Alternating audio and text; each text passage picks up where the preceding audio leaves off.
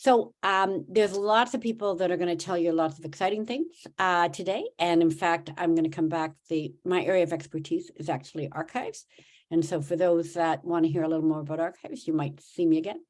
But I'm going to hand it over to Andrea. I do want to again welcome you all and to say we now have 72 people online, and it is so very exciting. And to see you all here, and perhaps in September, I'll get a chance to chat with you face to face. Andrea? Thank you very much. So as she said, you will be able to chat with her again a little bit later if you're interested in the archives and records management concentration. But before we get to that, let's go through admissions. So what do you need to get into the Faculty of Information? So here posted on the slide, you will see the deadlines for the applications and when everything is due. So the early deadline is January 31st. So if you want to be automatically considered for any of our entrance awards and our scholarships, if you want to be considered for the double blue entry, which I'll talk about a little bit later, and if you want to be considered for the talent program, again, which you're going to hear about later on, your entire application, including reference letters, they do need to be submitted by January 31st. The final deadline for domestic applicants is March 31st for your application and April 15th for the supporting documents. For international students, it's February 28th for the application and March 14th for your supporting documents. I do not recommend waiting until the final deadline. So we do admit on a rolling basis, which means the program may be full by the time we receive your application by the April deadline. So please try not to wait to the very last date or the final deadline. The sooner you can get your application in, the better. We are going to be sending out our first round offers this week. And again, they will continue as your file is complete. We will assess your file and make a decision, and you should hear within 4 to 6 weeks of your file being complete. So let's go through some of the different requirements for your application. So we do accept students from all academic backgrounds into our program. So we have students with a background in social sciences, humanities, computer science, engineering, finance, history, all over. So we don't favor certain programs or courses. For the GPA calculation, we take 2 calculations. So we look at your CGPA, so your grades for your entire 4 years, or we look at your final year only, and we take whichever of those 2 is highest. Keep in mind, the final year is not necessarily your last year of study. It's going to be a year's worth of senior level courses. So it's going to be a year's worth of 3rd or 4th year courses, and that's what's used to calculate your final year average. So if you've taken any 1st or 2nd year courses in your final year, they won't be included in that calculation. We do look at files on a holistic basis, which means we consider the entire application equally. So your GPA, your references, your statement. For transcripts, we only ask for an unofficial transcript to be able to make a decision.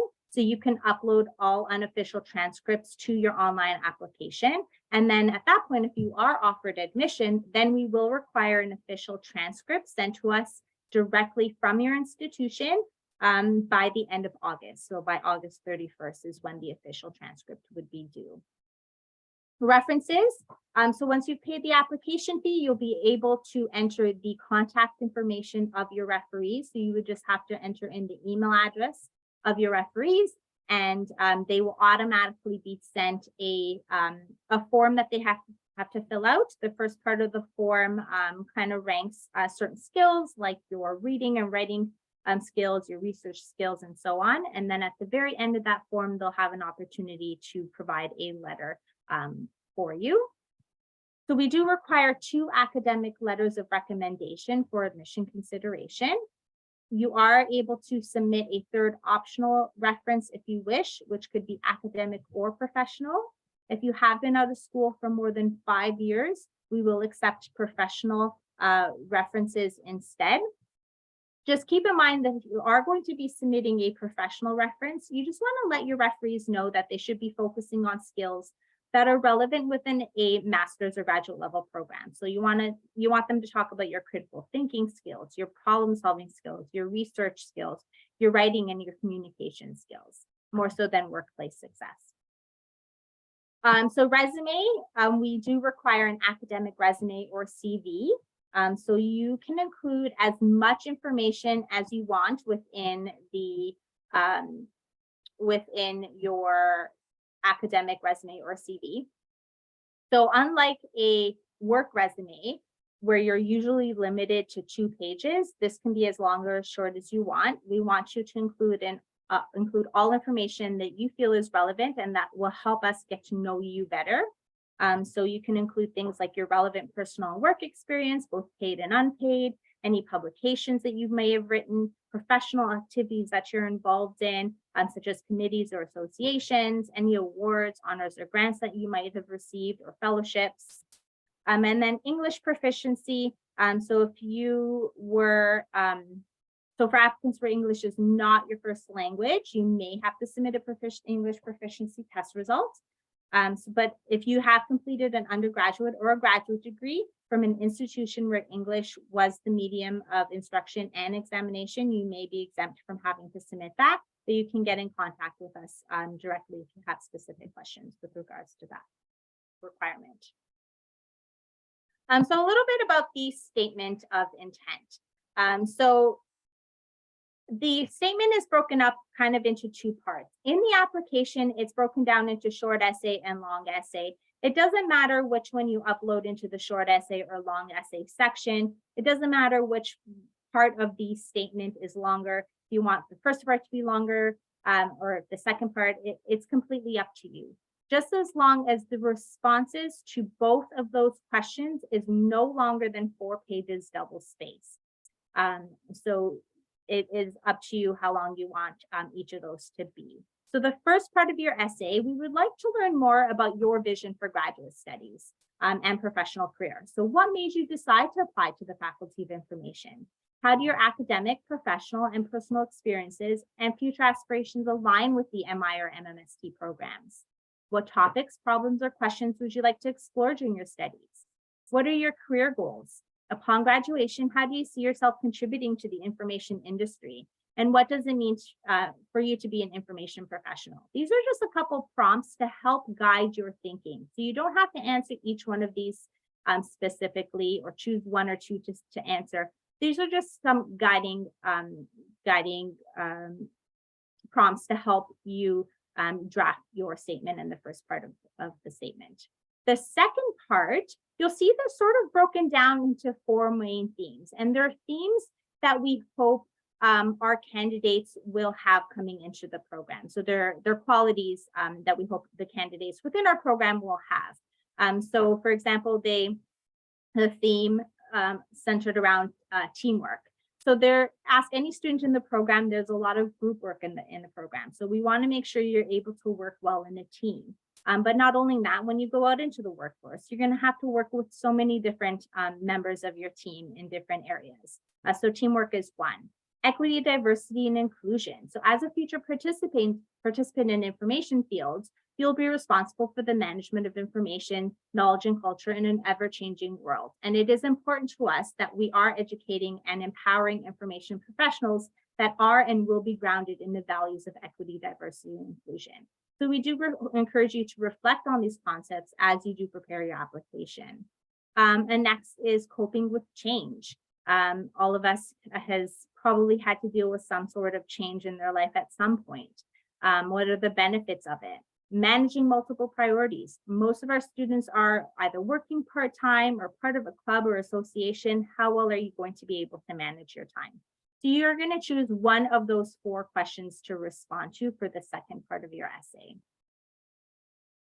So very quickly about the double blue entry. This is specifically for current University of Toronto students or alumni, and it's a fast track admissions process. So you do have to submit your entire application by January 31st, and we're looking for about a minimum A- average, either in your CGPA or final year.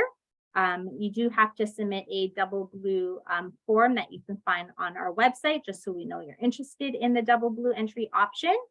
So instead of having to submit a personal statement, you would be invited to a 15 to 20-minute interview instead, which would be more of a discussion about things that you would have included in your personal statement. So we are in the process of scheduling those Double Blue interviews now. So just make sure you get those applications complete so that we can invite you for an interview if you qualify for the Double Blue entry. If you don't end up qualifying for the Double Blue entry, it's okay. You could still be considered through the regular admissions process. So don't worry about that.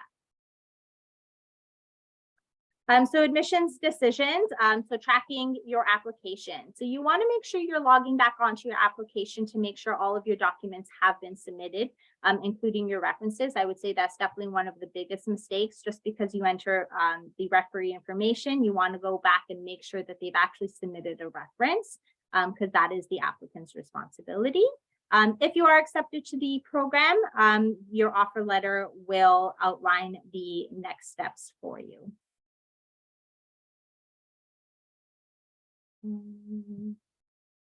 Okay, so fees, awards, and support.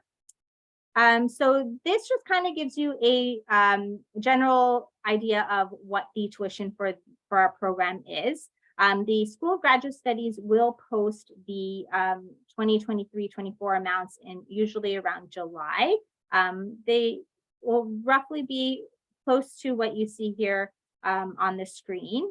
But you can look out for July for what the updated amounts will be. This is for 1 year of the program. Our program is 2 years long, so just keep that in mind. If you are completing the MI program part-time, the Masters in Museum Studies is full-time only, but if you are completing the Masters of Information part-time, it doesn't mean that the tuition is less, it just means that the tuition is spread out over a longer period of time.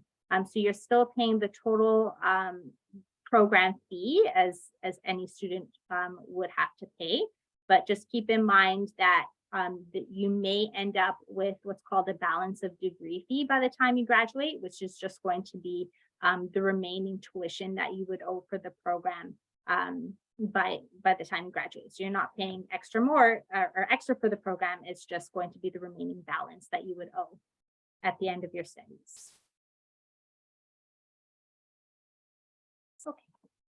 So students in professional master's programs, including the Masters of Information and Masters of Museum Studies, typically fund their educational expenses through a variety of different programs. So I've broken it down into 3 main categories to help hopefully make it a bit easier to understand. So financial aid is usually based on financial need. Awards and scholarships are typically merit-based, and some require a separate application and others don't. And then there's employment on or off campus. So let's start with financial aid. Most of our students do receive some OSAP or some other form of government loan if you are outside of Ontario. For students receiving OSAP, your financial need information will be sent to us directly. But for students receiving an out-of-province student loan, you will need to complete what's called an out-of-province financial aid application form, which is found on our website to be eligible for other financial assistance. So you may be eligible for what's called a PMFA. And this is a grant that tries to attempt to fill a portion of the financial gap for full-time students who receive the maximum amount of government financial aid, but whose funding doesn't cover entire university costs. So we'll try to give you a portion of that gap. There are also emergency grants available. So if you do encounter an unexpected emergency situation, like your house flooded, or you lost your apartment, or you can't pay for food or that month's rent, you can apply for an emergency grant as well. Students with permanent disabilities may receive funds through the Canada Student Grant for persons with permanent disabilities as part of their OSAP funding. In addition, grants are also available through the Ontario Bursary for students with disabilities and the Canada Student Grant for services and equipment for persons with permanent disabilities to help with disability-related supports and services. Then there's a line of credit. So you may wish to apply for a line of credit. The University of Toronto has partnered with Scotiabank to provide preferred interest rates for UofT students through the Scotia Professional Plan. Of course, you can certainly apply for a line of credit with whichever institution you're most comfortable with, so you don't have to go with the UofT partnership if you don't wish to. Awards and scholarships. So in addition to the automatic entrance awards and scholarships that I mentioned earlier, there are additional scholarships that can be found through the School of Graduate Studies website and the University of Toronto website as well. So applicants can also apply for an external government award, so Ontario Graduate Scholarship or a Social Sciences and Humanities Research Council SSHRC Award. These amounts range anywhere from $15,000 to $17,500, so it's definitely worth looking into. But it's important to note that these awards typically have a deadline much earlier than your application deadline. So you want to look out for those specific deadlines on the Government of Ontario website. But if you do miss the deadline for this year, you can still apply for one of these awards while in your first year to receive for your second year. So don't worry if you do miss the deadline for this year. Then there are other faculty awards. These are in-course awards. So in August 1st, we're going to be opening what's called an omnibus application.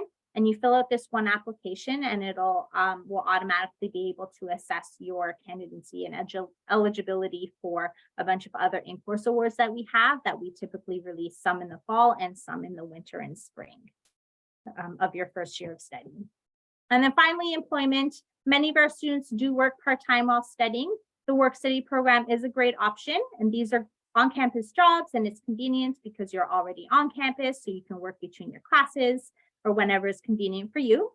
The applications will open in early August, and you'll be notified when those applications open. And then, of course, any off-campus work that you choose to participate in. So that is all for me. I'm going to look at the chat and hopefully be able to answer some of your questions, but just to kind of keep on time, I am going to pass it on to my colleague Esmeralda, who's the manager of Co-op Career and Work Integrated Learning, to talk to you all about careers. Thank you, Andrea. Good morning, everyone. It's my pleasure to join you this morning and give you a little bit of information about our Career Services Office. In this slide, you'll see myself in the middle. I'm the manager for Co-op Careers and Work Integrated Learning. And we have two engagement coordinators, Kat and Sana. And we have Aziza and Judy, who will be supporting students with career advising. Next slide, please.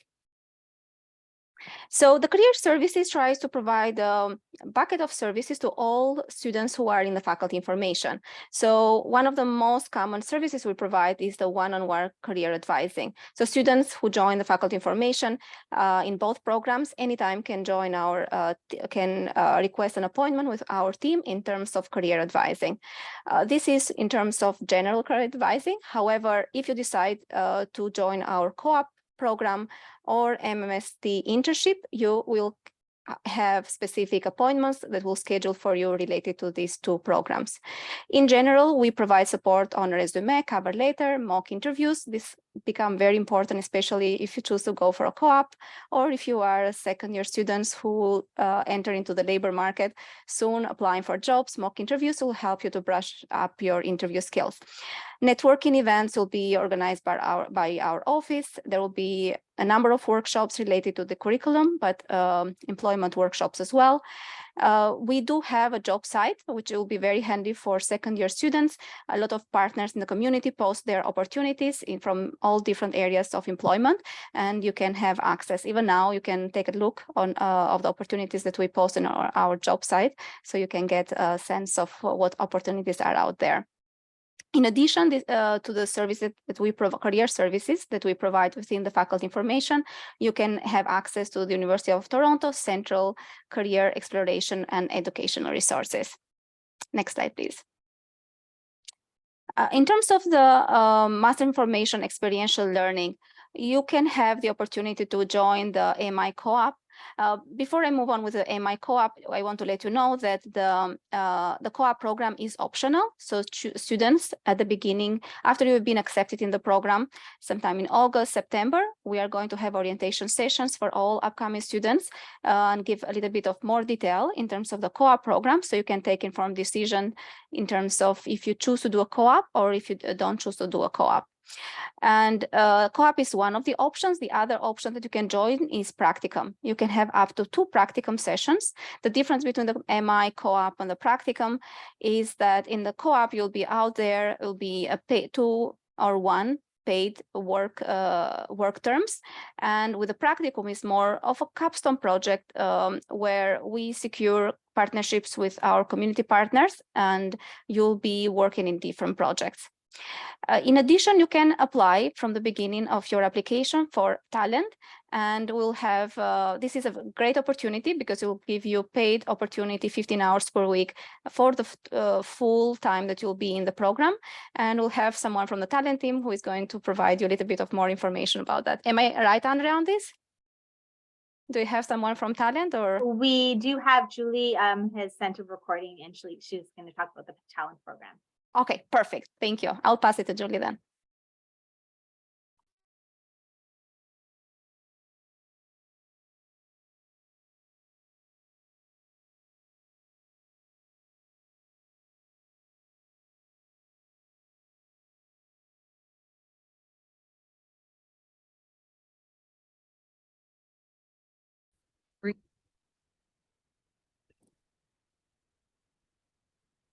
Hi, everyone. My name is Julie Hannaford. I'm the Deputy Chief Librarian for the University of Toronto Libraries, or UTL as we call ourselves. I'm also the co-coordinator for the talent program, along with my colleague Siobhan Stevenson. And I'd like to start by just telling you a little bit about what talent is. So the talent program began in 2014 and is a partnership between UTL with the university's Faculty of Information. Talent is an internship program. In fact, Talent stands for the Toronto Academic Libraries Internship Program, and it's designed to provide 30 Faculty of Information students with the opportunity to participate in a 2-year paid internship at one of UTL's 17 central libraries. Students are guaranteed 15 hours per week for the duration of their program. Now, Talent is also really rich with mentorship opportunities because we aim to give students an immersive experience. So what we do hope is that by the time students graduate, our Talent students are inspired to take their career in the direction of academic libraries. And so what we do is we start the mentoring with the supervisors who welcome the students into their units, help them build connections with colleagues within the unit and beyond, regularly holding one-on-one check-ins with them, including them in departmental meetings, offering job shadowing opportunities, and creating really meaningful projects and learning opportunities as part of their work experience. I host 2 lunch and learns per term, and these get-togethers are developed in partnership with the students. I ask them to tell me which areas of librarianship and archives they'd like to learn more about, bring in guest speakers so that they can learn about areas outside of the ones to which they're actually assigned.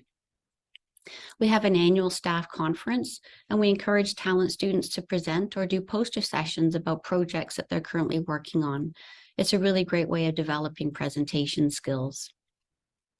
Siobhan does a terrific session about learning agendas every September, and so that's when the talent students begin. And the learning agendas are really intentional plans that students develop in order to really articulate their goals and what they hope to get out of the program. And the students often share those plans with their supervisors so that their supervisors can develop the most meaningful experiences possible. So each year, 15 students graduate and their vacancies are filled via a recruitment process. And students apply for the talent positions that they're interested in, and supervisors interview and hire those who they feel best meets the position requirements.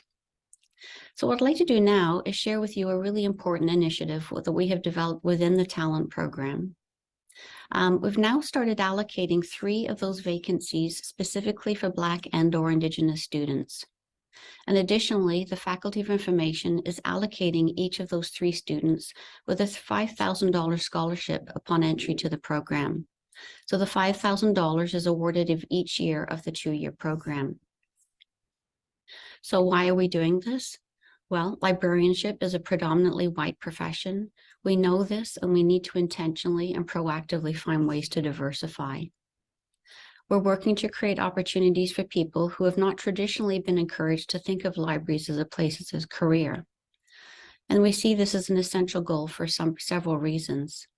First, it's quite simply the right thing to do as we work to correct inequities. Second, our libraries can only be strengthened and thrive by increasing its diversity, making space for different opinions and voices about our services, spaces, and collections. Multiple perspectives can challenge the status quo. They can help us learn, unlearn, and find solutions creatively. And lastly, we want our staff to reflect the thousands of faculty and students who come to us from all over the world. Now, why are we focusing on Black and or Indigenous students in particular? Because we know from university data that this is where we particularly lack representation and have failed to make opportunities available.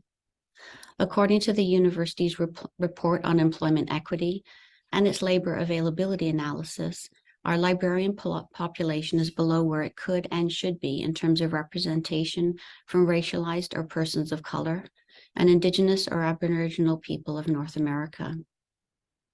Additionally, the university's anti-Black racism workforce final report particularly encouraged us to improve representation from Black librarians. So to align with the commitments we made in our UTL anti-racism statement and our strategic plan, we are therefore welcoming and encouraging Black and or Indigenous students to apply for these 3 talent positions and scholarships. At UTL, we're really proud of the talent program. We've had some wonderful students participate and make valuable contributions to the libraries. So I hope in closing that you will consider applying to our vacant positions. And thank you so much for your attention.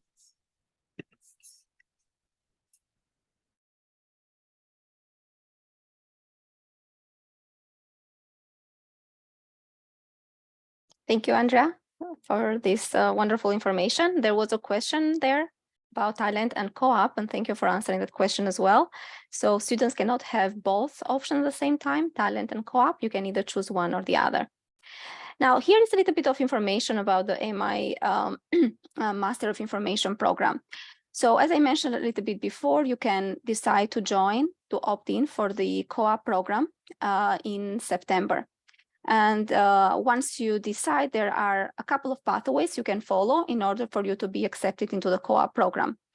During the winter semester is the recruitment process where students who have been accepted into the have met all the eligibility criteria for co-op and they have been accepted into the co-op program. They start the interview process for securing their co-op opportunity. Our career services team is going to post a lot of opportunities, but at the same time, we strongly encourage students to look for their own opportunities. See the looking for a co-op, same as looking for a job. This is a 2-year program. 2 years go very fast, and you'll see yourself in the labor market in the job seeker side, and you want to be on the other side as soon as possible.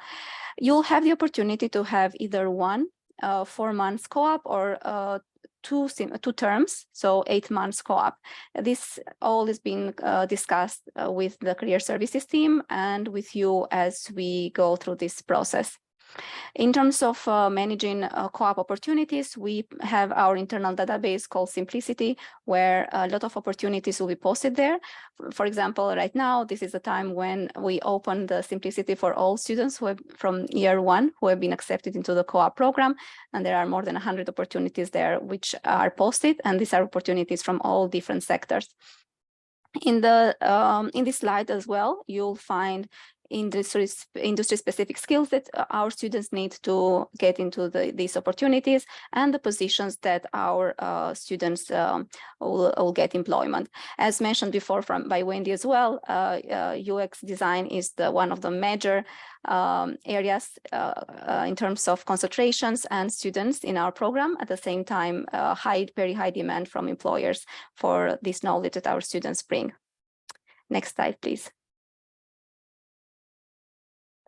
Here is a very short list of our employers who hire our students. So we have from the non-for-profit sector, for-profit sector, government, banking, and investment, all kind of industries. They look for the skills that our students bring.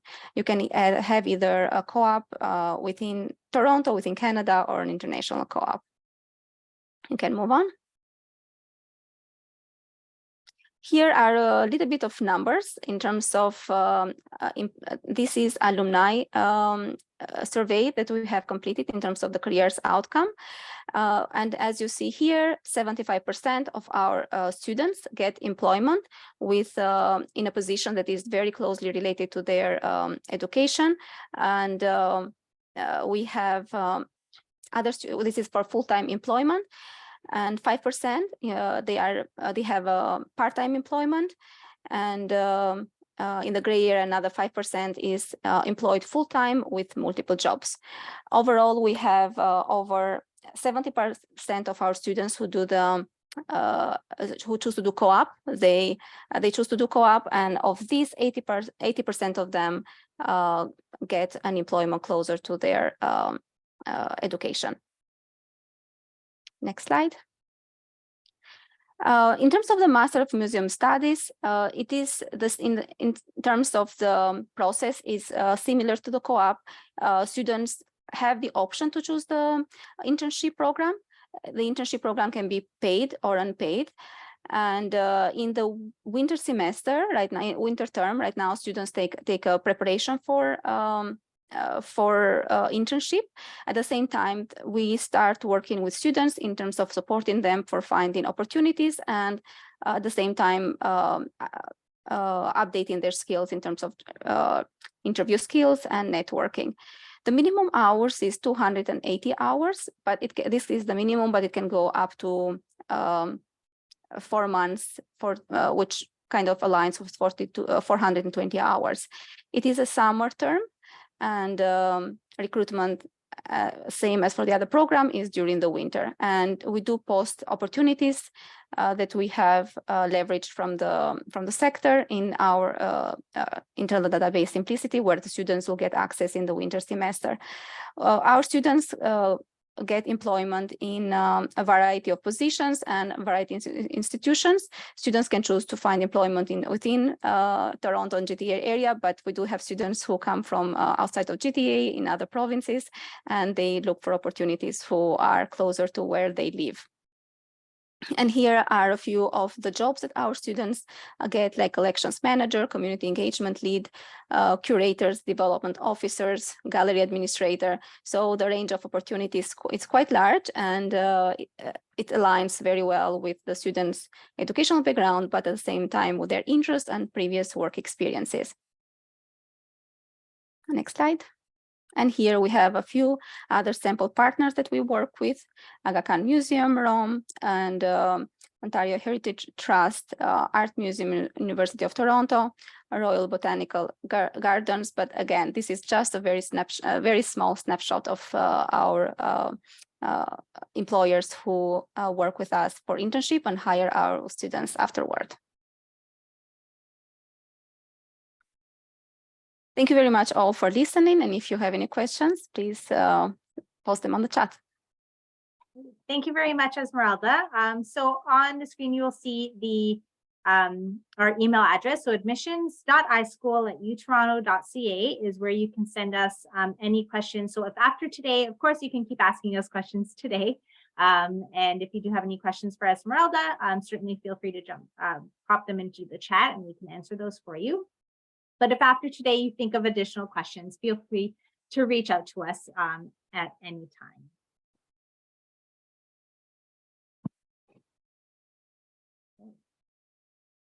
All right, so it's my absolute pleasure to introduce you to the director of our Museum Studies program, Professor Kompotic, and she is going to give you a brief overview of the Museum Studies program.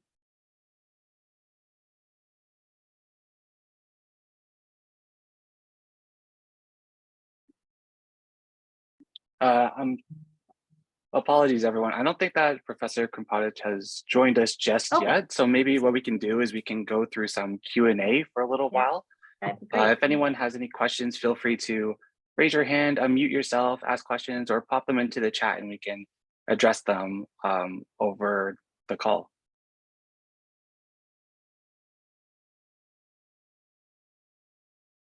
And Esmeralda is still here as well. So if you have career questions, feel free to ask any of those questions as well. Yes, actually, I think that there was a question about the survey that you had talked about, Esmeralda, in the chat. Jae-hoon asked, what is the total number of individuals who responded to the survey? Do you happen to have more details about that?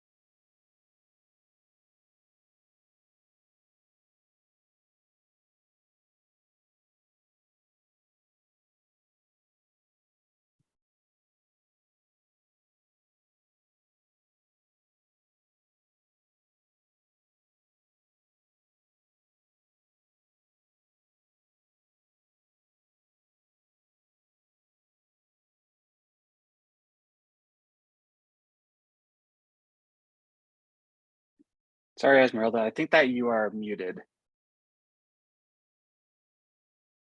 Thank you for telling me that. I've been talking. I don't have that information right in front of me at this moment, but if you provide your email address, I will be happy to respond to it.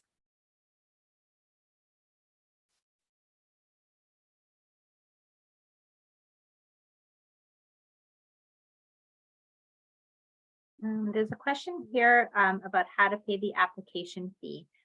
So as you are entering the information in the application, eventually you will end up at a page where it's going to ask you to pay the application fee.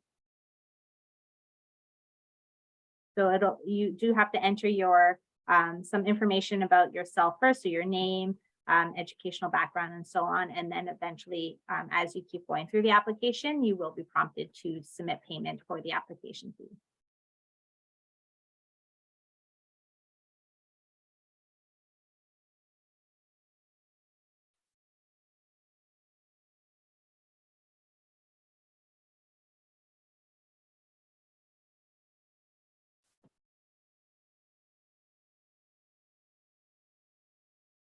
We also had a question in the chat about completing both the HCDS and UX design concentrations at the same time. Andrea, do you want to speak a little bit more about the possibility of doing multiple concentrations? Yeah, so new this year, we will be admitting students to one of our concentrations. So in the application, you're going to be able to select your first choice and your second choice, and hopefully we'll be able to admit you to one of those concentrations. And you can complete that concentration throughout your program. If you do end up wanting to eventually change that choice later on, there is going to be a time once you're in the program to be able to do that, and we'll notify you when that date is to be able to make that change. But essentially, you would be completing one program. Because we are a master's program, we want you to master in something, right? And so you're going to be completing the requirements for that one concentration. However, you can certainly take courses in any of our other concentrations as well. So like we have in the past, if you were completing 2 concentrations, you would be taking courses in your 2 concentrations. You can still be in one concentration and still be able to take courses in other concentrations. And essentially, this just offers our students more flexibility to be able to get a wider breadth of knowledge in other areas. And if you talk to any of our students, one of the greatest pieces of advice they can always give is to always step outside of your comfort zone and take courses in those other areas. And explore areas that you may have never had originally considered before. So it does offer you the opportunity to be able to do that. But it also allows you to better streamline your program so that it is most beneficial for you, especially once you graduate, and then for career possibilities afterwards, and help you streamline, a co-op or an internship or a practicum opportunity that is specifically geared towards your specific interests. Again, that will help benefit your career prospects after you graduate. And then I also wanted to mention, in addition to back to the application, if you are a UofT student or alumni, you already have a student number, so you can actually apply using that student number so that it doesn't generate a new one for you. And so just keep that in mind when you are applying to the program.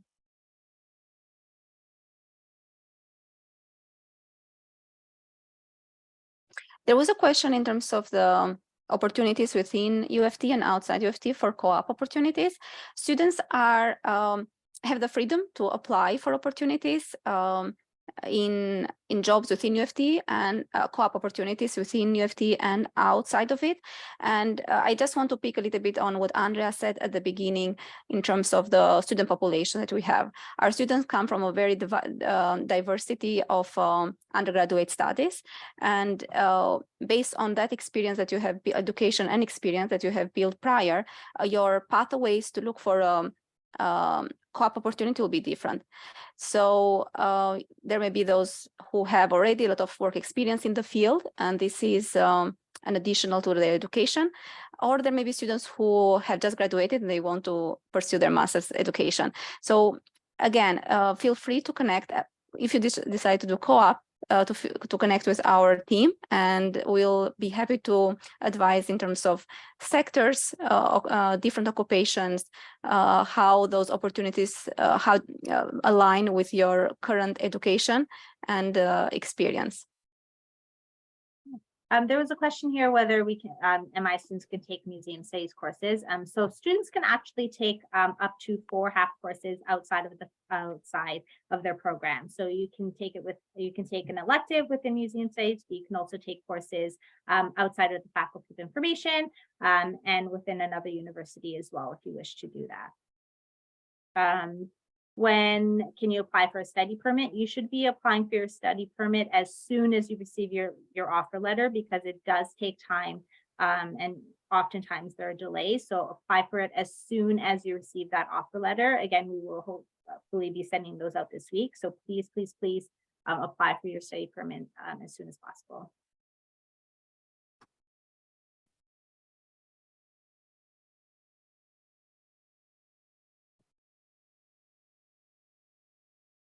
So the MI program curriculums, course catalogs, those are all up on our website.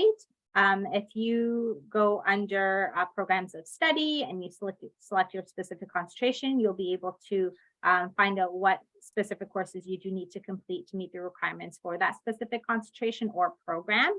In terms of courses for syllabus, if you go on to courses on our website, you will also be able to find a list of our different courses, a description of each of those courses, and at the bottom you'll find usually a past syllabus for that course as well, past or current syllabus.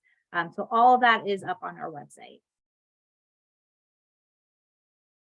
And there was also another question with regards to for mature students who have been out of school for more than 5 years. In terms of the references, you can submit professional references instead of the academic references, as I mentioned earlier. And you had mentioned the CV or resume. Your CV or resume, you would include, again, any and all information that you feel is relevant and will help to get us to know you better. So your education, you can include your work experience, paid and unpaid, and clubs and associations, publications, scholarships, any of that information that you wish to include can be included in that academic resume. Yes, international students can be part of the co-op program.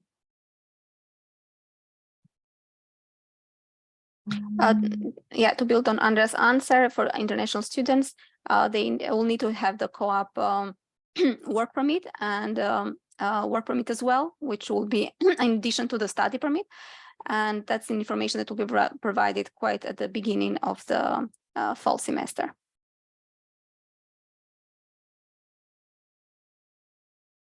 Okay, so we are going to move on. So maybe we can answer 1 or 2 more questions, and then we will move on to the next part of our session.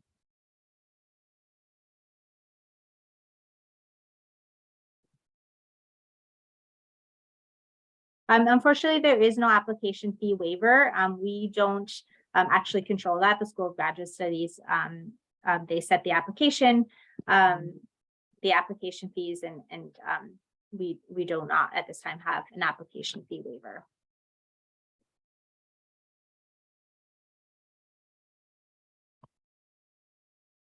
Okay, so we can get started.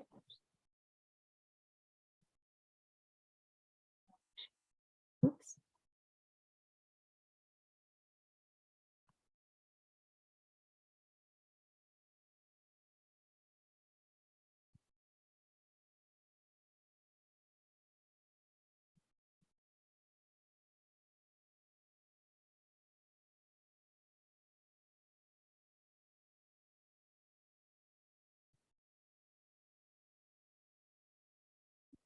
Hello, everyone. Okay, so at this point, I'd like to introduce our program director for our Master of Museum Studies program, Professor Kara Krimpatic.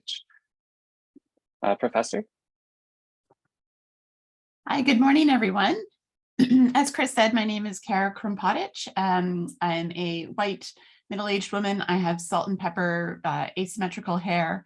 I am sitting in a gray room with a photograph behind me, and I'm wearing a gray and black sweater. It's a joy to talk with you about the Museum Studies program today, which I joined in 2010. So I know a fair bit about the program and its ins and outs. If we can do the next slide, please. I think one of the things to be quite mindful of is that this is a professional master's program in one of the leading research institutions in the world. And so as you can see here on the slide, our vision reads, we inspire international leadership in museum studies through integrated research, teaching, and professional practice. We're extremely committed to research and critical thinking. We're highly invested in community engaged museum work. Being in a faculty of information, we find ready connections and ready alliances with the really strong ethos of social responsibility that comes with librarianship and the librarian community. So that is something that characterizes, I would say, all of the programs at the Faculty of Information, and one of the reasons why we're so happy to be in this faculty, which is a little bit of a unique place compared to many other museum studies programs that are sometimes in public history or anthropology, for example. The faculty who teach in museum studies are committed to evolving the field of the museum studies and the heritage and cultural sectors. And we do this through a commitment to evolving best practices and evolving research and theory. And our students contribute to this too, which is great. Next slide. One of the things that students are often interested in terms of joining our museum studies program is an opportunity and an option to sort of further specialize your studies while you're with us. Museum studies has its own distinct set of collaborative specializations, not uncommon to the ones in the iSchool more broadly, but museum studies participates in book history and print culture, food studies, Jewish studies, sexual diversity studies, and knowledge, media, and design. So the way this works is that you'll have some elective courses that come through your collaborative specialization. And we also look for your internship, and we look for your capstone project or your thesis project to be in line with your collaborative specialization. It's often the case that you apply to collaborative specializations, and each one has its own process for that. So you do need to read closely and ask about the specific collaborative specialization because they're all just a little bit different and a little bit unique in terms of their process and their requirements. Next slide. One of the things that is true about museum studies as a discipline is that it is quite interdisciplinary. And so you'll see on this slide here, the students who come to museum studies, a lot of them come from the arts and humanities, and quite a wide range from everything from translation and comparative literature to archaeology, classics, public history, and history. We also have students who come from a science background, whether that's environmental studies, ichthyology, geography. We also have students who come from a more business-focused and administrative background. And then we have students who come from a whole range of backgrounds as well. It might be architecture and urban planning, for example, or these may also be folks who've been out of school for quite some time and are coming back as mature students. So their whole life experience since their previous degree has really shaped their background and who they are. Next slide. We love this variety because as faculty, we also have a pretty good variety of backgrounds as well. I'm a museum anthropologist or an anthropologist by training. My colleagues specialized in sociology, communications, biology, fine art. One of the things that is true about the museum studies faculty is that you have full-time sort of research faculty who all have close ties with the museum profession, but our sessionals tend to come to us from the field itself. These are often mid-career, senior career individuals who join the teaching faculty because they love to stay connected with emerging museum professionals, and they find that teaching continues to push their practice to be up to date and focused on emergent and innovative approaches in the field. I see a question here in the chat. Are the collaborative specialization electives offered in museum studies available to MI students as well? They are, and Colin Furness will address that more directly for the MI program in a bit. Next slide.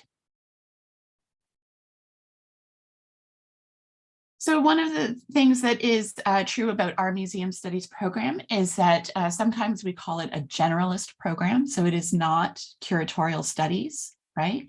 It is museum studies.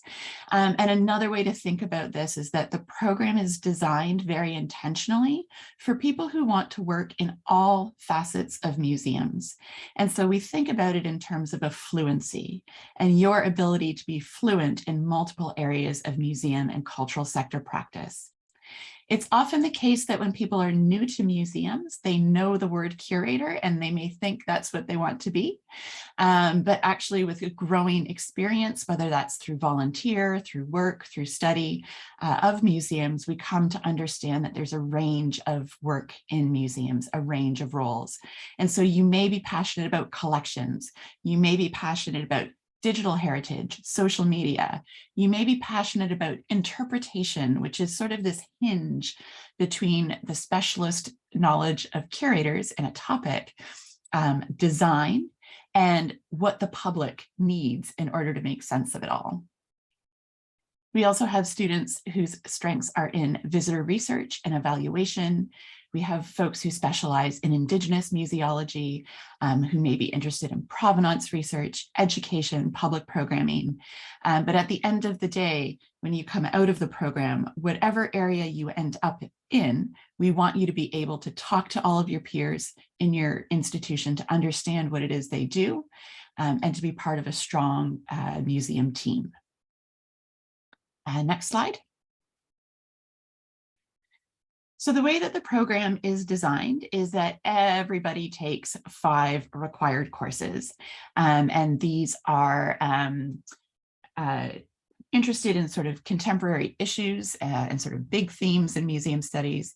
They're interested in leadership, management, also project management, very transferable skill. There's also a course that thinks about the evolving nature of sort of genres and histories of museums and exhibitionary practices. There's also a back of house sort of focused course, as we say, on collections management and care. And then all students will choose to either pursue a capstone project, or sometimes we talk about it as the exhibition project, but it is really much broader than that. It is a capstone project in their second year, or a thesis project. Again, it's often the situation that students thinking about a master's degree think that you have to do a thesis, and that's what a master's degree is. We have about 3 students who choose a thesis each year, and the majority of our students choose the capstone option. They want, we'll describe it a little bit more later, but they want to work on a real life project with a team and sort of be able to bring something into being in the world. Of course, you have to bring a thesis into being in the world too, but we'll sort of help you navigate which might be the better choice for you. And then the remainder of your courses come from electives in the program that may help you specialize in particular areas. For example, this term we have Artifact, Audience and Text about writing in the museum. In partnership with the Ontario Science Centre, we are offering the Digital Museum. But these courses let you sort of discover new areas of museum work and also focus your learning. Students are encouraged and welcome to take electives from outside museum studies, and you can take up to 4 electives outside museum studies, whether that's from the Master of Information program, art history, education, political science, whatever that might be, as long as they're at the graduate level. Next slide. So I'll speak a little bit about the museum studies thesis, even though this is the less commonly chosen topic. But a thesis is for students who have a real keen sense of a research question in an area they want to develop expertise in. This is for students who are quite individually motivated, sort of self-motivated. No one can write your thesis for you. Really, you know, good time management is a real essential quality here in terms of success. An interest in writing and a fondness for writing and rewriting. But these are really student-driven projects. So students bring topics to faculty members, propose them. Previous topics include space museology, like outer space museology and colonialism, projects that think about sustainability in Canadian museums, especially small museums, the role of 3D printing in terms of destroyed heritage in times of conflict, queer museology at the Canadian Museum of Human Rights, Indigenous radio as a form of remote access, and also cultural policy. It is usually the case that students who pursue a thesis take a full 24 months for their program, which means you graduate on time in 24 months, but it is usually the case that you need your second summer just because of the timing and how it takes to get an external examiner and the period of time they're given to read, examine, and provide a report on the thesis. And we still do have defenses for our thesis. Next slide. The capstone project is runs for the entirety of a second year from September until April. This year we have 13 projects with partner institutions, including the Battershoe Museum, the Toronto Zoo, the Whitchurch Stouffville Museum, the Toronto International Film Festival, the Canadian Women in Film Museum, the Canadian Language Museum. And as I mentioned earlier, sometimes we frame these shorthand as an exhibition project, but it is a capstone project in that with the Toronto Zoo, for example, the work is focused on designing, testing, reiterating visitor evaluation tools so that they can understand the impact of their programming at the Toronto Zoo for visitors. With the Battershoe Museum, we also have a team who is partnered with education there, and they're developing a game, sort of like Settlers of Catan, for teenagers that thinks about globalization, materials, and footwear. And then we do have exhibition projects as well. So one team is developing the inaugural exhibition plan for the Greek Canadian Museum that is being built here. We also have a team partnering with the Japanese Canadian Cultural Center on an exhibition. So really there's a lot of variation. Projects are pre-selected. So when you come in the first weeks, you learn about the projects, and then there's sort of a matchmaking that happens after that. In the 2 years that I've taught the course, everybody has had a choice of their top 3. You know, you sort of rank them all, and the way that it works out, people get a project that they're highly invested in. Next slide, please. Here are some examples from last year's capstone course, which was quite interesting in that we needed to be very adaptable in terms of the pandemic. And so Here Are Stories was in partnership with the Kitchener-Waterloo Museum. And this was a podcast series. I think there's 12 or 14 episodes.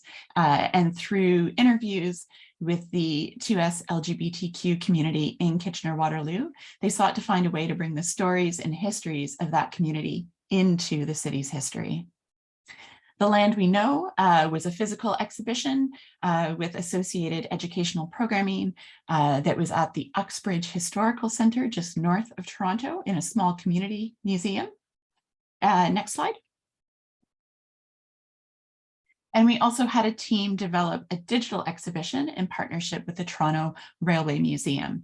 This was a pretty interesting project in that they launched a survey and did some Zoom interviews with riders of rail in Southern Ontario to think not just about its history and its sort of evolution, but also the riders' experience, and to connect to contemporary issues around climate, environment, density, and those kinds of questions. Next slide, please. One of the most popular electives is the Museum Studies internship. This happens between your first and second year, usually in the summer. It is preceded by a course that is focused on developing an elective course that develops your professional identity and your sort of sense of your professional goals and what you might like to get out of an internship. And then the internship follows, and it is, they can be paid or unpaid, though we are really strongly moving towards paid internships. And this is a real priority for us, particularly in terms of equity and recognizing the cost of living in Toronto. But if you want to follow your heart to the British Museum, for example, and take an unpaid internship there at this moment, we won't stop you. These are all, quite active service roles, employment roles within institutions. It's often the case that you may be supervised by a Museum Studies alum who are keen to mentor and continue to work with our students. They are in a range of institutions, and they can be anywhere in the world. We do utilize career services and our team there. There's also an instructor who oversees the course. So you have support as well. You have support in terms of ensuring that this is a high quality learning experience for you. You have support in terms of a healthy work environment, and also folks who can, be there for advice and to sort of help you understand how to make the most of your internship experience. Next slide. Great. So I'm going to turn it over to second year students. I see Jessica's here for sure. I'm not sure if Meg's here, but students are a pretty central aspect of our lively community in museum studies. So it's great that we've got our president of our student association here today. Thank you, Kara. Hi, everybody. My name is Jessica, and I'm this year's president of the Master of Museum Studies Student Association, otherwise known as MUSA. So MUSA represents and advocates for all museum studies and also CDP students at the Faculty of Information and also more broadly at UofT. Throughout the year, we organize social events, professional development opportunities for students. These can include field trips, alumni panels, and also conferences involved within the faculty and also outside of it. We also support a couple different groups involved within the Master of Museum Studies program. We support the Museum Professionals of Color, otherwise known as MPOC, which is a student group at the university that raises awareness and supports racialized professionals within the arts and cultural sector, and Musings, which is a publication you'll hear more about in just a minute. And throughout the year, we also work collaboratively with the Master of Information Student Council and other organizations at the iSchool.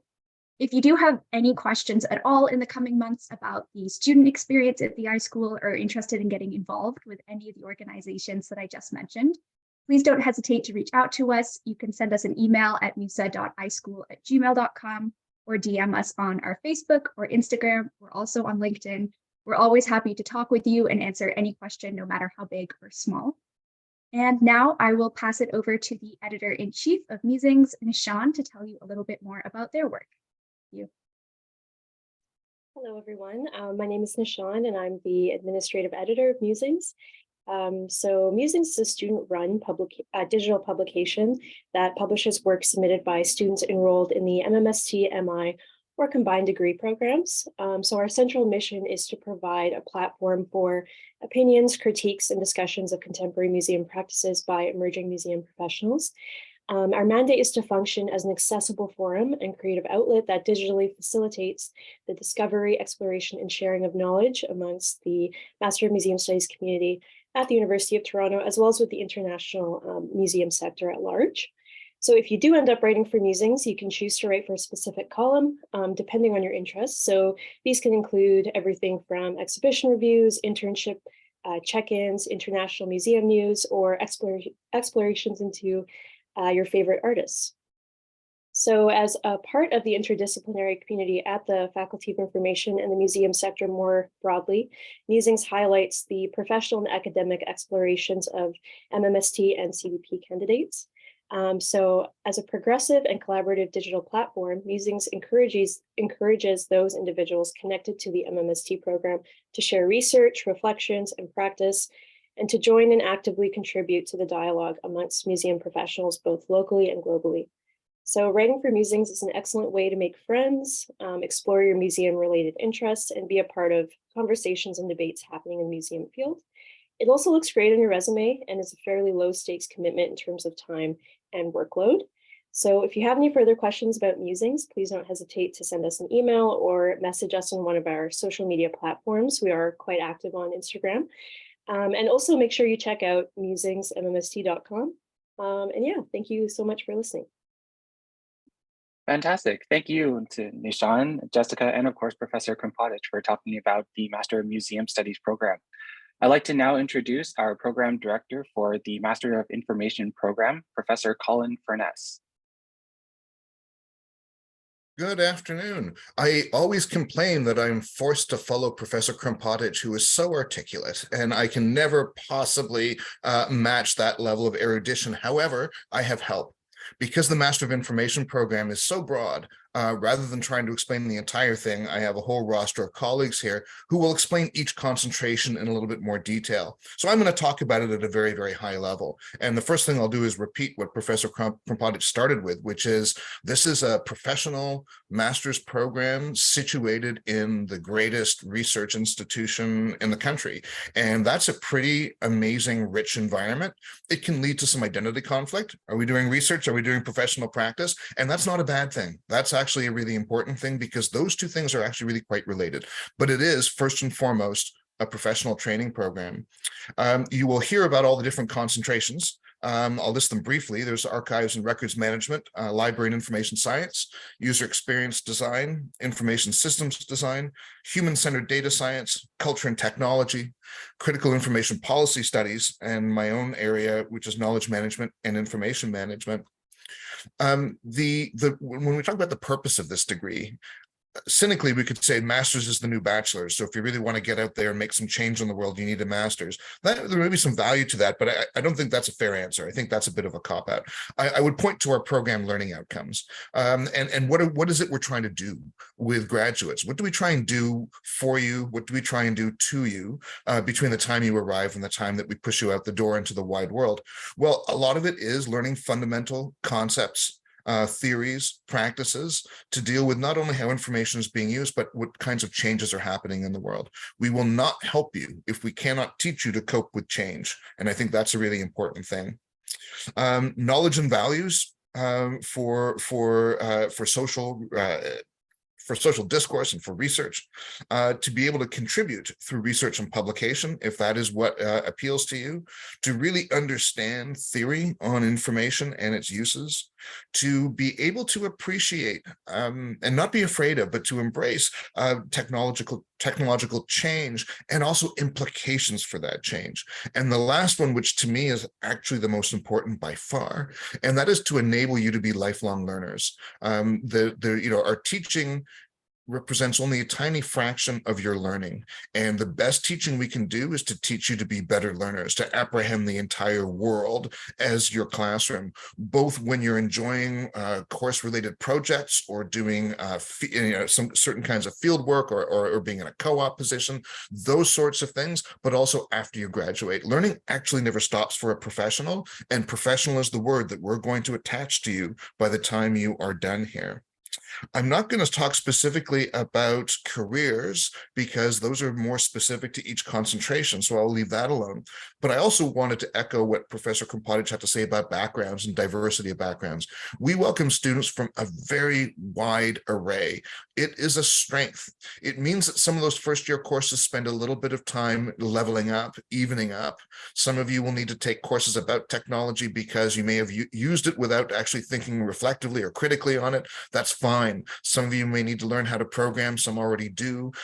Some are great writers. Some are still developing that skill. So there's a lot that we need to do to level the playing field when we first get together. But I don't want you feeling like perhaps you shouldn't apply because you're missing something. The diversity of backgrounds that we welcome is a strength, and we are designed that way. That also, by the way, includes welcoming a large proportion of international students. That makes us better and stronger through diversity. It can lead to some challenges around language, around intercultural competence. We work with you on that, as does the University of Toronto. So that's really, really important to us in terms of values. The other thing before we get into more of the nuts and bolts on the degree, just in terms of overview, is there's only one mistake you can make when you come to the Faculty of Information. That's a pretty good deal. There's only one mistake. That one mistake is to think that you're coming here for one thing. You will come for a concentration. You will develop some depth. You will develop some expertise. But what IBM is fond of talking about, and I'll just bring that up because I really like the way they think. They like T-shaped people. That is to say, people who have depth, but who also have breadth, who can interconnect. We are interdisciplinary. That's not the same thing as we do a lot of different stuff. Multidisciplinary means there's a whole bunch of people who don't really talk much to each other who are doing different things. That's multidisciplinary. Interdisciplinary means that there is discourse, there is conversation, that we are able to frame problems and ask questions that no individual discipline is able to do on its own. That matters a lot. And so when you come for 16 courses, which sounds like a lot, but it's over in an instant, trust me. When you come for those 16 courses, don't come for one thing. Do your concentration, develop that depth by all means, but also embrace the breadth. And that could even include taking a museum studies course. Why not? It's something that wasn't available to me when I did my master's at the iSchool. So perhaps I'm suffering from a little bit of jealousy. But let me, if we can advance the slides, let me now give you a sort of a sense of what the pathway is like. And it can seem a little bit complicated. And I've tried to, in this particular diagram, reduce it to its simplest components. So the bold boxes straight across the horizontal in the middle of this diagram, that's what we compel you to do. We compel you to become a master of information. We compel you to have a concentration. We compel you to do coursework. So that is the fundamental path. Along with that Master of Information degree, as was already mentioned, there is the combined degree program. You can do the MI and MMST at the same time. I am always in awe of the students who choose that. It's the longer path, but it is enormously rewarding. And I think we see a lot of career success from those students who take that extra year. It is also possible. It's a path not well trodden. I know we have at least one student doing it currently who is actually doing a combination JD law degree and Master of Information. Very powerful. The good news is you can do that. The bad news is you need to get into the law school as well as into our school and then stitch that together. So again, path less trodden. Here you can see the various concentrations. We require you to have one. Some students feel strongly they need to have two. The model of our program, or at least the metaphor that I use, is it's a buffet table, and concentrations are chef's recommendations of what pairs well with each other. It's not necessary to do a second concentration. Either way, you're doing 16 courses, but I want you to branch out into other concentrations. Take some of their courses, but you don't actually end up better off for compelling yourself to complete all the requirements for 2 concentrations necessarily. For some students, it's a really great fit, but it's something that I want you to think that maybe having 1 concentration and then maybe pieces of 2 other concentrations might be the right way to go. While we're thinking about concentrations, there are, and this was mentioned before by Professor Krumpatich, collaborative program options. You need to apply for admission to those collaborative programs, but that provides even more diversity, even more option to tailor your studies for what is interesting to you and the professional narrative that you are weaving as you proceed through our program. In terms of the coursework or complementing the coursework, there's two other pathways, and they're actually quite similar in some ways to the MMST. Rather than doing a big exhibition or an internship in industry, you can participate in our co-op program. That puts you in a full-time placement in the summer between first year and second year, and also, if you wish, a second placement that is usually done in the fall of second year.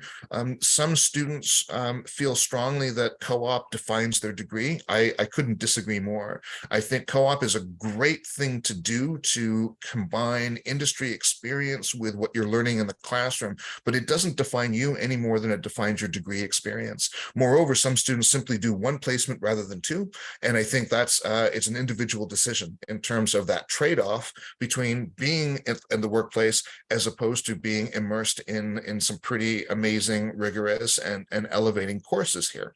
So you can do the co-op program. That's a full-time employment in the summer and possibly in the fall or even in the winter as well.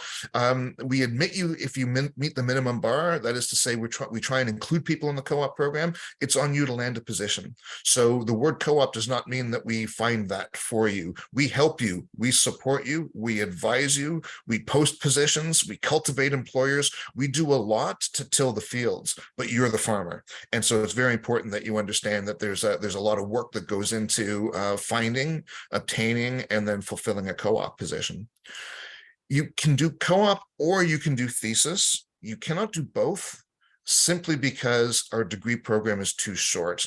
And the most important thing is that we get you finished one way or the other by the end of second year. As Professor Krumpotich pointed out, you can have up to 24 months, but we've got to get you done in those 24 months. Otherwise, you're on the hook for a third year of tuition, which we're nice people, but we have no control over that. That's the university sets that. And to my knowledge, in the MI program, we've had a couple of close calls, but we've never actually pushed someone into been forced to push someone into a third year.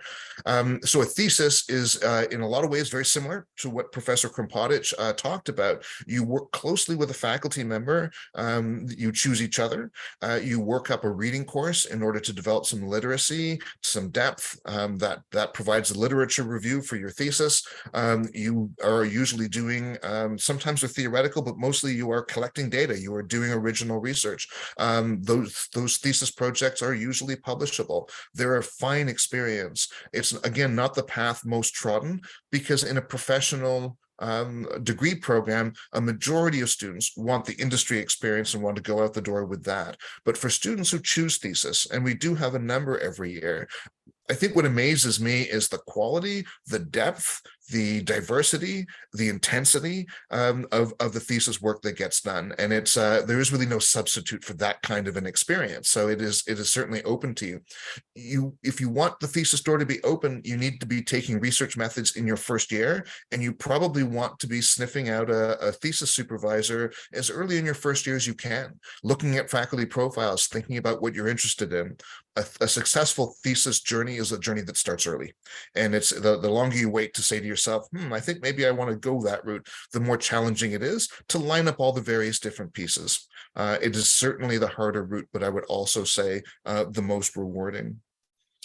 So I think I have talked about just about everything I want to get to.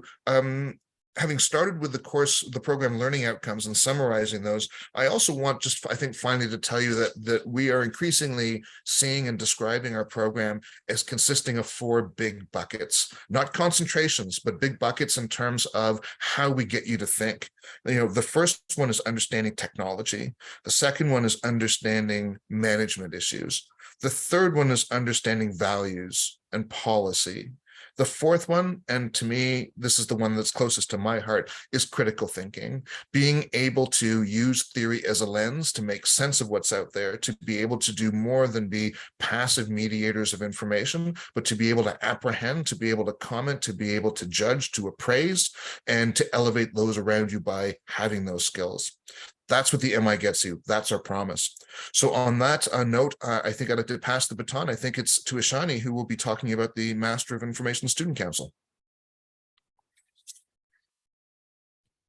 Hello, everyone. I would like to introduce myself, I'm Shani Pandey. I am the president of Masters of Information Student Council.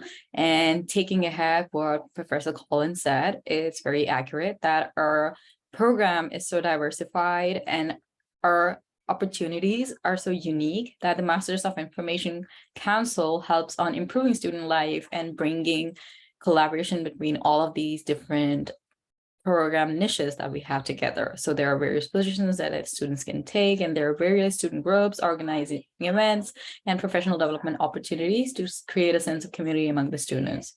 And there are a lot of interdisciplinary learnings and explorations. As a student, you can take up leadership opportunities, you can explore so many different niches of interests that you'd like. You can also collaborate and work with a lot of people who are professionally doing collaboration with groups outside. So a few of the interesting groups that we have are Accessibility Interest Working Group, Association of Canadian Activists, Association of Moving Image Archivists, Black Graduate Info Student Association, Canadian Association of Professional Academic Librarians, Creative and Fiber Arts Club, iJournal, iQueers, Librarian Without Borders. And one of the most interesting things that we have are peer mentoring at iSchool that ensures that every student that comes in the first year is paired with a master's second year student so that you can get to learn more about what the program has to offer. And at the starting of the year, we send out forums so that you can share your interests or what would possibly you'd like to learn from your peer. And then we pair you up with people who can help you as much as possible. So it's a great opportunity to connect with everyone from different concentrations, and it helps you get the breadth and girth of what our program can offer. And MIC is working as much as possible to help you all with that. If any of you would like to know more about how to get involved with MIC, how it's like to experience the information, and then how you can explore as much as possible, do reach out to us as MISC, and we would love to know how we can like create more interesting sessions for you as you come in as a student, and you can get as much as possible within that first year that you have with us. Thank you. Thank you, Shani, and thank you, Professor Furness, for sharing all of that information about the Master of Information program. So now we're going to have another question and answer period. So if you have any questions for any of our speakers or for the admissions team, please, this is your chance to ask those questions. Feel free to raise your hand and unmute and ask the questions if you're comfortable with that. You can also pop your questions into the chat and then we can address them aloud over the video. So we're going to go through Q&A before we go for a short break and then return at 12:10 for our MI concentrations.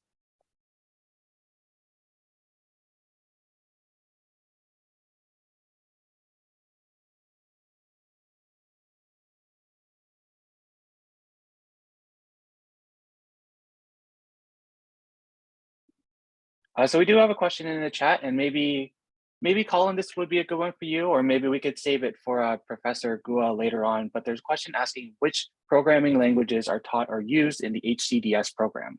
Let's do both. Let me try a primitive answer, and then perhaps you can get a larger one. R, the programming language R, is a strength for human-centered data science because of its flexibility, and Python. So R and Python are the two main ones, but there are electives, there is other opportunities. There's certainly more there. And one thing that I did not say, and probably should have, is one of the benefits of being embedded in this amazing university is the ability to take courses outside of our faculty. So if learning more programming is what you want to do, there might be other courses outside our faculty that can help with that you can then count towards your degree.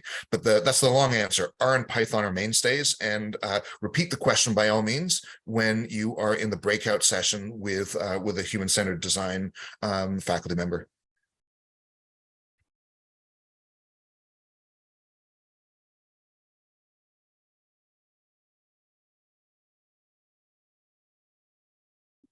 Fantastic. Thank you so much.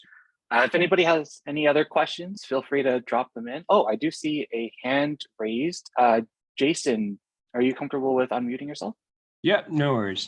Thank you, Chris. So I actually have a question directed to Mr. Collins. So I was just wondering, for graduates from Master of Information, I was just wondering, has there been a lot of people that have actually been employed within the gaming industry? I know this is a very specific question, but yeah, personal curiosity. So I know a little bit about that, and I think you should bring that question to the UXD breakout room. What I know is that there is certainly increasing interest among our students to become game developers, graduate and even in our undergraduate students. So it's a thing. It's also an active area of research. So gaming, the social role of gaming and game design. So we certainly support it that way. Your question, of course, though, is outcomes, is what happens afterwards. The gaming industry is difficult because it's fragmented. So it's not like there's a bunch of gigantic players that are continually hoovering up students. It's difficult. Very often students or graduates, I think, who want to get into gaming do a lot of passion projects, pet projects on their own, are able to develop a portfolio to be able to show that they've got that ability. And that, that's a hard trodden path. To the extent that we can support that portfolio development while you're still here, that's your best foot forward. But I do want to temper expectations that there's a lot more people who want to do game design, I think, than there are places for it. Offhand, I cannot think of a student who's gone and done that, gone straight into industry, but we have many students, and this is outside of my focal point, so I wouldn't necessarily know. And that's why I want you to bring that question to Professor Pandeliev when we have the breakout rooms. All right, thank you very much. Sure.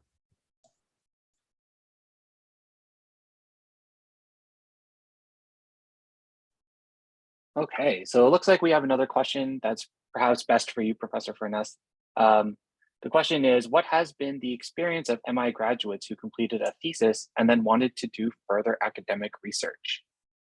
Well, you're looking at one. I did my master's here at the iSchool. Then I went back into industry for a few years, and then I came back and did my PhD, and I would not change that route. Let me answer the question more broadly, because you weren't actually asking about me. You're asking about everybody else and for yourself. You don't need to do a thesis to get into a PhD program. There's no question you do not need to do that. I think it can be helpful in your application for two reasons. One is you can demonstrate that you've got that that obsessiveness gene, I think, is a good way to say it, that you're actually quite comfortable having one specialized topic right in front of your nose for some period of time and digging deep. So I think you can help demonstrate that. It can help you write your statement of intent for a PhD application, talking about your thesis experience and how you want to deepen that and build upon it. But you don't need that to be successful in a PhD program or to get into a PhD program. And I'll give you a little secret. My master's thesis had absolutely no connection whatsoever with my PhD, nothing. If it were a Venn diagram, the two circles would be on opposite sides of the room. So that tells you, I think, right there that that is not necessary. But there's another thing here, and that is for yourself. I think the master's thesis experience gives you a small taste of what it's like to be on a doctoral path, which is a long and lonely path. It's not an easy path. I think the idea of having a PhD is very appealing to many. The process of getting there can be extraordinarily difficult. And I think lonely is the word I keep coming back to. And so you want to think about that. So I think those are the two things to think about is, will you get something out of developing that depth that you get in the thesis to help you decide if you want to do the master's? Will you be able to use that to convey that in your application? And I think even more importantly, what does it say to you about you and your willingness and interest in engaging in that kind of, myopic is kind of a strong word, but having that thing right in front of your nose for a long time. So hard question to answer because it's a very personal question. And I think you should continue asking that question. Everyone you meet who has a PhD, ask them about their journey, because I think getting to know what those stories look like will give you a better sense of the various different ways through that jungle.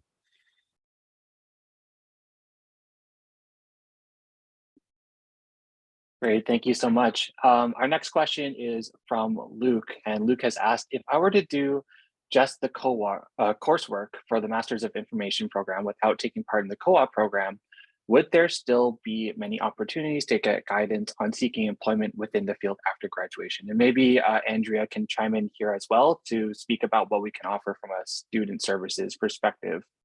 Yeah, let's tag team that. Let me start, and then perhaps Andrea can fill in what I missed, which will be probably quite a lot.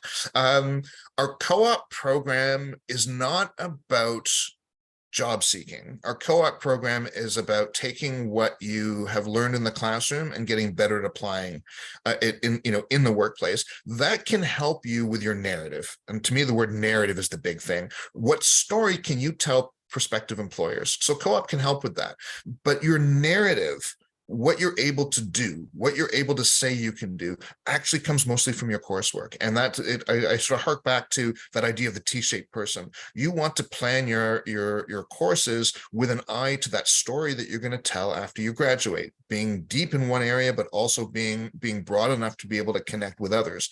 So I think co-op does not give you that automatic leg up in job seeking. I don't see co-op fulfilling that function, to be honest. I see it a bit differently. That said, and this is where I should pass the baton on to Andrea, we have within student services some really amazing career folks. And we used to have one careers person. Now we have several, and we're not done hiring yet. So we are really, we've identified this as a strategic priority, being able to provide all kinds of support and guidance, from mock interviews to resume help to job seeking help. And I think that's a perfect time for me to stop talking and pass it over to Andrea. Yeah, no, that's great. So we definitely provide other work integrated learning and experiential learning opportunities built into the program other than co-op. Co-op is just one option to get that hands-on experience. But you can do a practicum, you can do an internship if you want. There are so many other ways to get that hands-on experience as well, other than the co-op option. And even within your classes, the coursework and the projects that you're going to complete within those specific courses are going to help you get that experience as well. But we also have networking events that happen. So as Colin said, we have an entire careers team that's dedicated just to our iSchool students who plan different networking events throughout the year and who can help you with anything from mock interviews to resume preparation to cover letter writing help. And they're there to you can set up an advising appointment with our careers officers as well to help prepare you for your career within the program, as well as when you graduate from your program.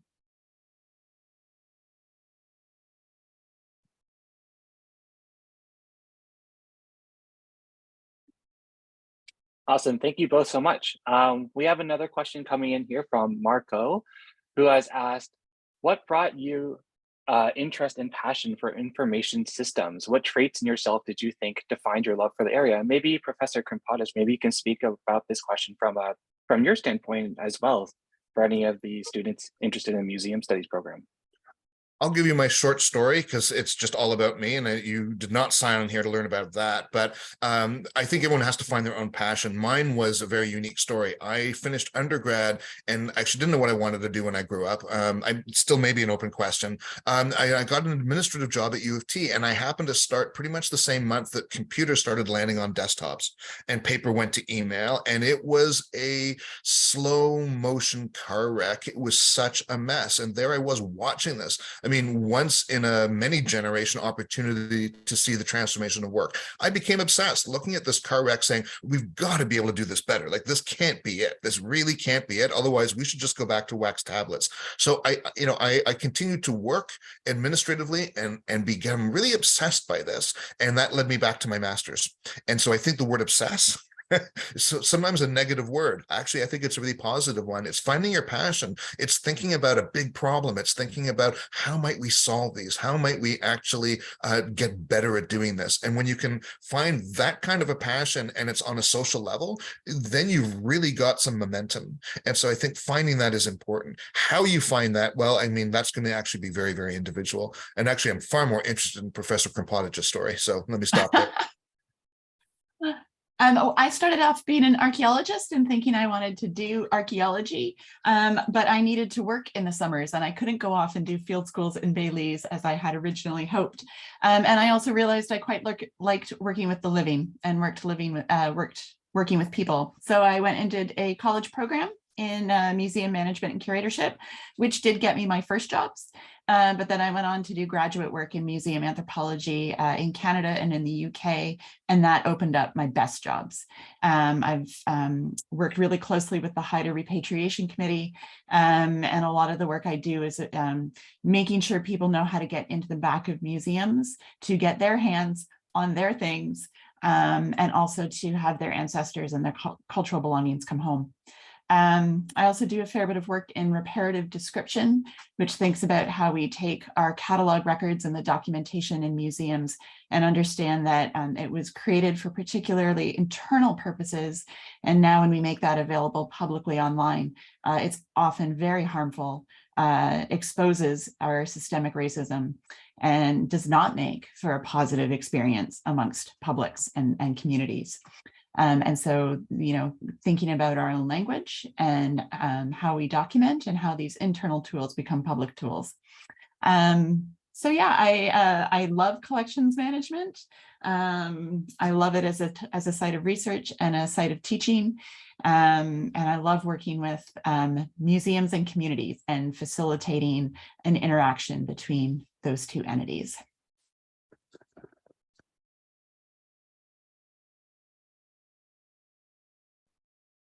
That's awesome. Thank you both for sharing. If anybody has any other questions, again, please feel free to raise your hand and unmute.